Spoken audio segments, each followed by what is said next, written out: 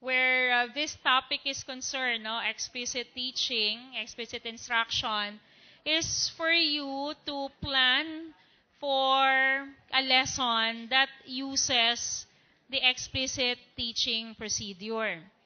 And it could be either a grammar lesson or an oral language lesson. Or no, you could actually have something that connects the two. What you saw in the video of Teacher Eve is significantly a lesson on panghalip, no, grammatica.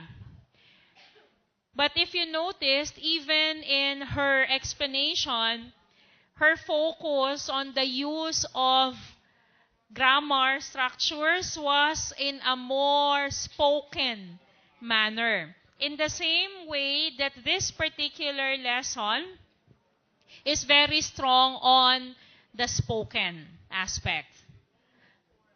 And this is really an oral language lesson. It just so happens that it is anchored on the use of he and she. Because it is inevitable that there is an element of grammar when you speak.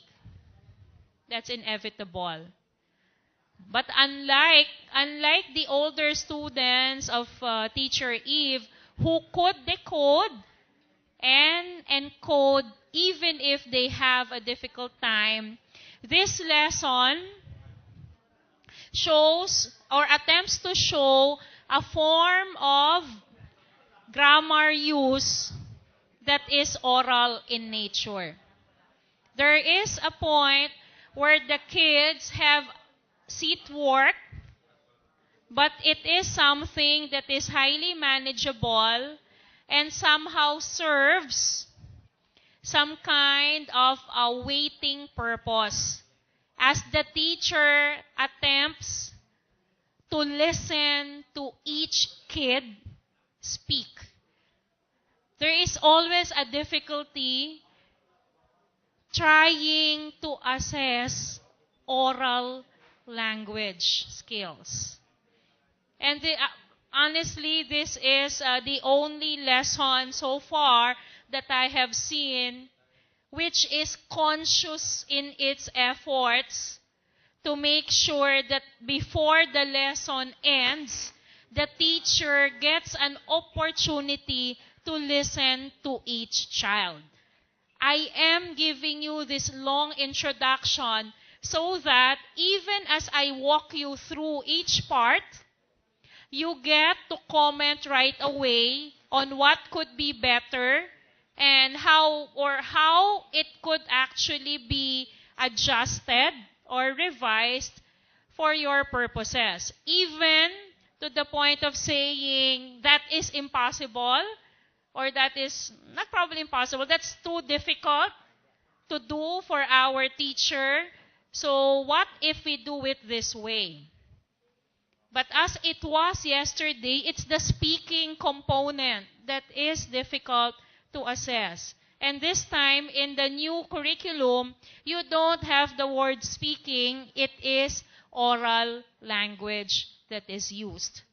So for example, in the objective, to use he and she appropriately.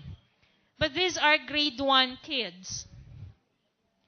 Do you expect them to write, he is handsome.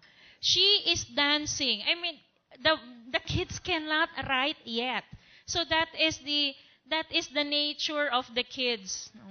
These are grade 1 kids who are just starting out in reading and writing in English. And this is more for oral language development, which is anchored on a particular grammatical point. Kaya nga po use siya eh. Hindi siya yung structure lang. It's the use. But the thing is, how will you be able to know if the students are able to use it appropriately in a spoken manner? That is the difficult part. I think everything else you're familiar with, except maybe the practice of teacher here that has some kind of a pre-lesson assessment. So I will walk you through it. I understand that the management is going to give you a copy of this. You just take note of your questions, remarks, and points of departure, possible points for departure or points for possible departure. Teacher pulls out, listen here, the assumption here is that this lesson is being undertaken after the lesson on a particular story or poem.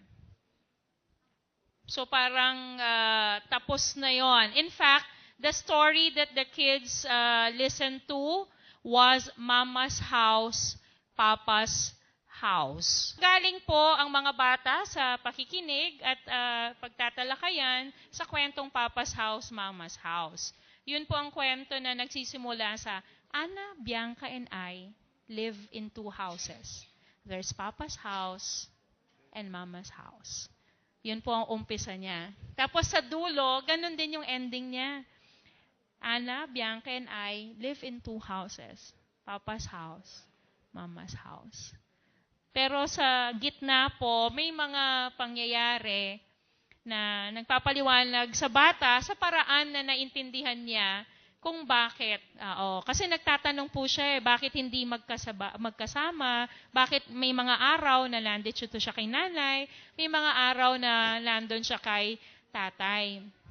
Minsan, di na niya alam kung saan niya naiwan yung bag niya o t-shirt niya o ano. Tapos at kung ano yung mga gawain na ginagawa kasama ang tatay pag nasa bahay niya o kasama si nanay. Ang pagpapaliwanag po na ginawa, halimbawa nung nanay ay pinagsama ang parang watercolor or paint.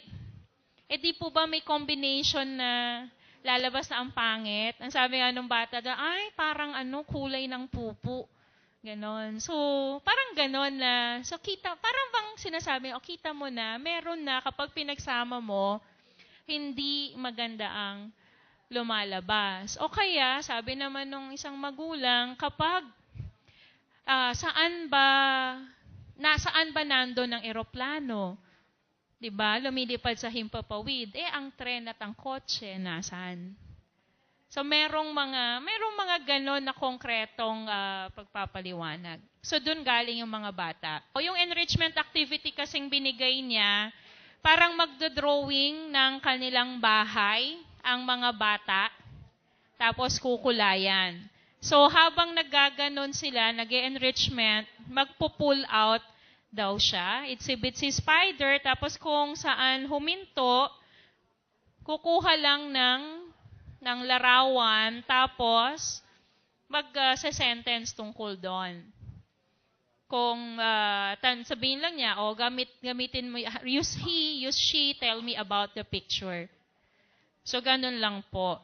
Sabi ko, ang tagal niya na. At matagal po ito. Nuulit ko po, matagal ito. Okay. So, ganun po ang ginawa niya. Tapos, ayan, teacher shows a picture of Mama and says, Mama likes to eat salad.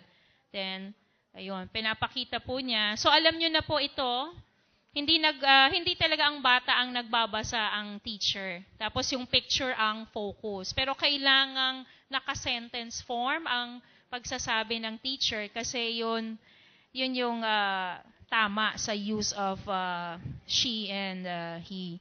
Ito po, picture ng mama galing sa libro, picture ni Bianca galing sa libro. So may mga ganyan po siya. Tapos picture ni Papa, tapos picture ng isang batang lalaki. And then as you saw in the other LPs, today we will find out how to use he and she properly. It's important for us to learn this so that we can talk about people, as this will help us talk about people around us. So, ayan na po yung pagmomodelo. Parehas lang po siya nung mga ginawa doon sa ibang LPs. Tapos, ito po yung guided practice niya. Hindi po siya gumamit ng gawin natin. Ang meron po ay partner. So, we do it, pero nagfe-feedback na lang po siya. Di ba sabi ko dun sa isang slide, yung guided practice, pwedeng grupo, pwedeng pair, pwedeng individually, pwede rin buong klase. So, diskarte na po talaga yan kung ano ang masubra. Ito po yung gusto kong pagtuunan natin ng pansin, no?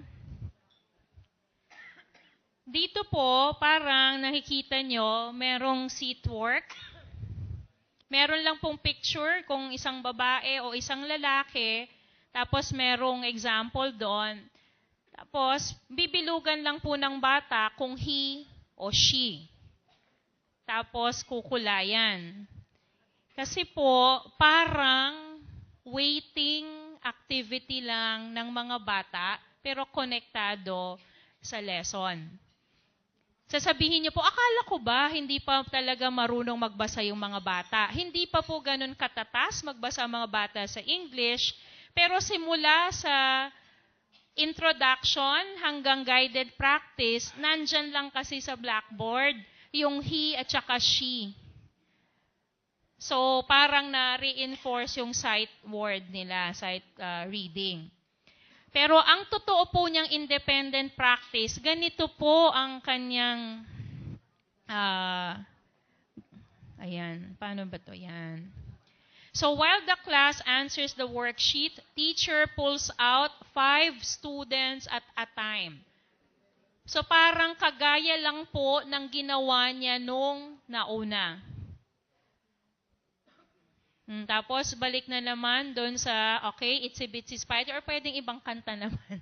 Or pwedeng bola lang yan, di ba? O kung ano pa mang palarong klase. So, inulit lang po niya yung ginawa niya kanina. Tapos, meron lang po siyang ganon. If the performance of the children in the oral independent practice is good, then the IP can serve as the post-lesson assessment. Children whose performance in the IP is not satisfactory will be retaught and given additional practice work similar to the GP and IP above until mastery is attained. Pero ano na to, outside class time. So ganun po yung ano niya, yung ginawa niya, ganun, kaya yun ang nakalagay sa plano. Kailangan ko po sabihin sa inyo na ang mga estudyante niya ay hindi 50. Okay? Kaya di ba, tapat na po ako at diretsahan mula pa man nung una.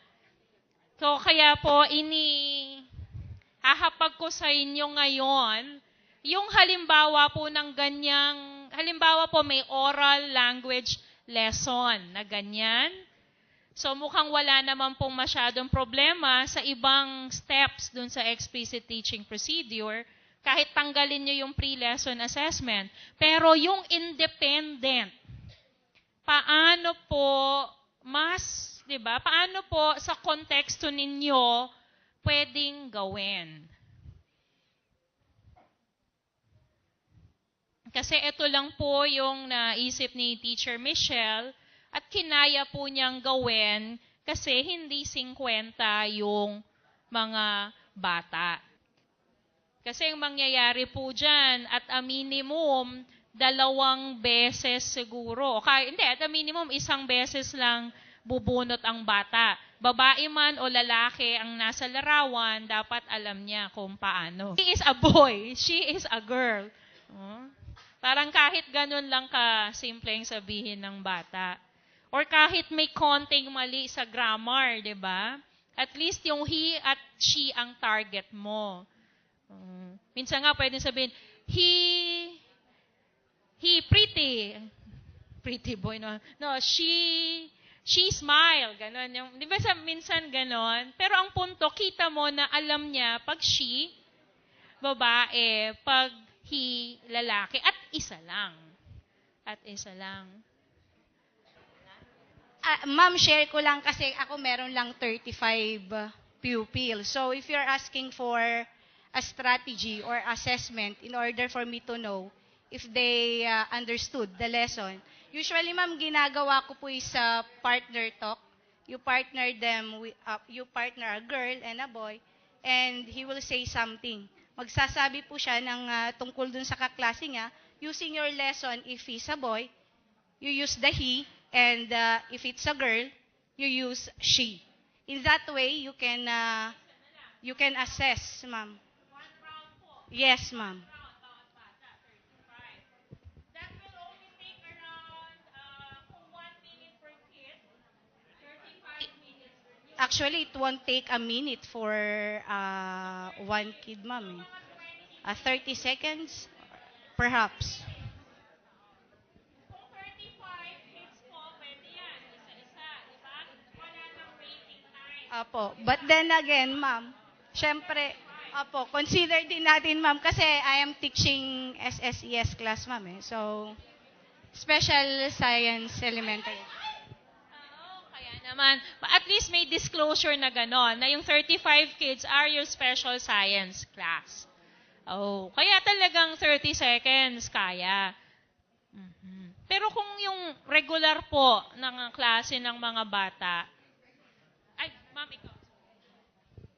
Through games, the one presented a while ago, right? You will get representative of a boy and a girl, and then the teacher will be giving particular situation to that kid or child, and then let them identify. And then let them answer. So, yun, medyo kabawasan ng oras. Okay?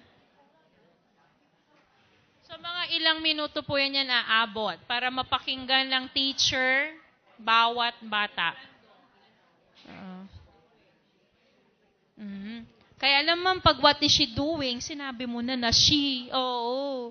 Di ba? Pwedeng what is Jennifer doing or what is Julia doing or something like that. Oo. Pero ang concern ko lang ma'am doon, kung random, hindi mo rin malalaman kung ilan lang. Kasi pwedeng yung mga natawag mo maayos, pero yung mga hindi natawag, hindi pa pala. Yes. Oo. The next day, Pwedeng the next day. would it be possible if the target of the discussant or the teacher is to really individually assess if they have learned the concept of he or she? Pwedeng on the second day, the half will be given that avenue to show their learning. Possibility po yun na spread out yung pakikinig ng teacher. Basta lang po nadidiskartihan ng hindi naman off. Baka mamaya, the following day, pinasok mo yung 10 pa, halimbawa, medyo parang na-out of place na doon sa lesson. Yun po yung if our purpose is really to find out if the kids were able to achieve the objective, then we have to find a way. It's the most, I think, to me, it's the most difficult. No, this oral language is speaking in the old curriculum. Kasi po, I'm aware of all those performance, activities, and tasks later on, but those come so much later, and they are one-shot deals. And sometimes it might be a little too late to make an intervention. Tapos halos tapos yung opportunity for each one to really speak in those performance tasks is not as much as you would want to. So yun po yung mga possibilities and suggestions na nabanggit so far. Ano pa po pwedeng i-share no iba? Paano po ginagawa sa region nyo? Baka po merong tayong masuggest.